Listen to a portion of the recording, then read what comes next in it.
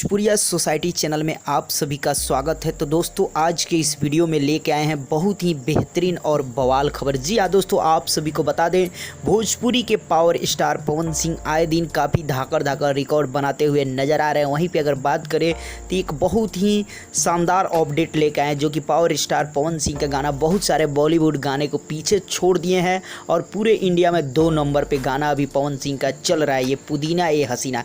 या दोस्तों हम प्रूफ के तौर पे स्क्रीनशॉट भी दिखाएंगे इस वीडियो में, तो बने रहिएगा। सबसे पहले आप सभी को बता दें कि इस गाने को गाए हैं पवन सिंह, अनुपमा यादव। इस गाने को लिखे हैं कुंदन पांडे जी और अर्जुन अकेला जी, और इस गाने में म्यूजिक दिए हैं प्रियांशु सिंह जी, और इस गाने के वीडियो डायरेक्टर हैं रवि पंडित, जो कि पवन सिंह और रवि पंडित इस गाने में बतौर अभिनय भी किए हैं।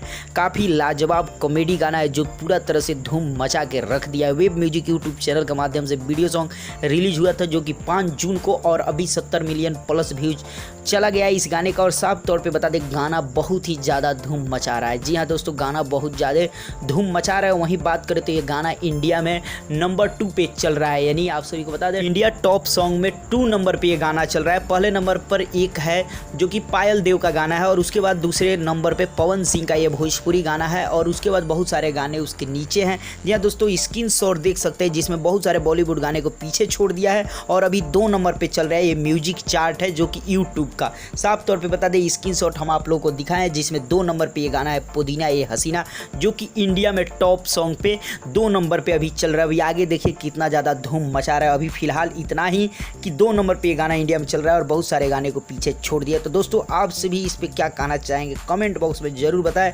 चलते चलते वीडियो को लाइक करें, ज़्यादा से ज़्यादा शेयर करें, और भोजपुरिया सोसाइटी चैनल को सब्सक्राइब कर दें और घंटी पे जरूर दबा दें।